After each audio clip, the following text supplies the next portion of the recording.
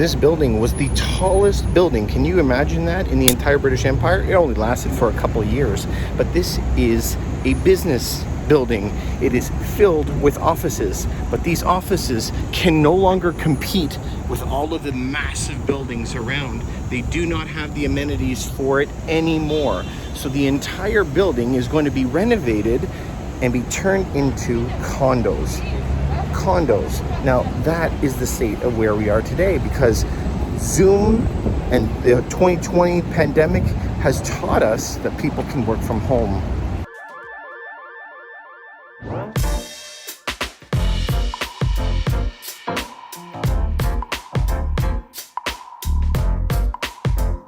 At the corner of Yonge and King is something that you should be paying attention to. This building right here was the tallest building in the entire British Empire in 1913. So the days that people used to come to Toronto just so that they can get a job are not here anymore.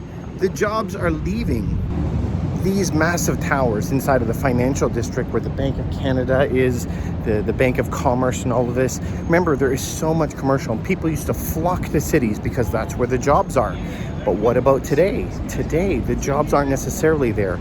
Whole companies like Salesforce are going to sell their buildings and have everyone work from home. Think of the amount of rent that they can save, because now they can have everyone work from home and no rent, no buildings. What we're left with is culture, and a lot of it. Toronto is an amazing city, very multicultural, tons of nice restaurants. It has the theater here. It has baseball team, Canada's only. It has a hockey team here. It has plays, theaters everywhere. The Toronto Symphony Orchestra. I mean, everything that you could want is here. That culture is what is going to keep Toronto going, and why people still want to live here and be able to only walk 2 minutes to go watch a symphony orchestra. Where else can you get that? It's no longer going to be about the jobs, because the jobs can be anywhere. The entire gig economy is exploding, Web3 is exploding, and the people are going to be leaving the buildings. With all of the environmental things that are going on as well, do you think they're going to stay in buildings? So you have a condo downtown, it's only 600-700 square feet, right? Not a lot, but then you get downtown, you need hundreds of square feet for you. Yes, I know your cubicle is small, but you still need to take an elevator, an escalator. There's still walkways. It's a lot of space that you need.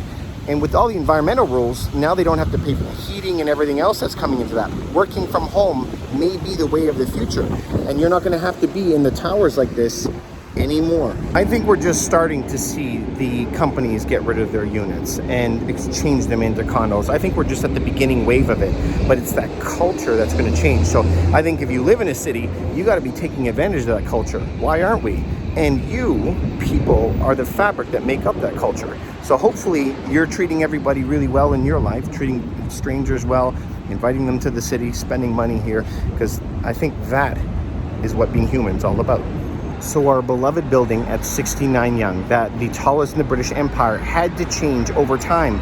Everything doesn't stay the same, but it can have a new life as condos, and people would love to live there in a historic building. Why not? But what is a lesson for us? We got to be willing to change when things change as well, right? The cities will continuously change. That's part of humans growing on up. I had my wedding pictures in this aisle here. The Hockey Hall of Fame is just on the other end. Anyway, you guys, always be watching how things are changing, and that is how you can be a really good investor, a good real estate investor, watching what the trends are. This is where you can make some really big money. Now, is it the end of cities? I don't think so. Cities will always have something that's amazing. I love condo life. I now no longer have to shovel my snow or cut my lawn or plant the flowers or wash my windows. I don't have to pay for water, don't have to pay for electricity, don't have to pay for internet or cable TV or my personal video recorder. Everything's included. All my repairs are included.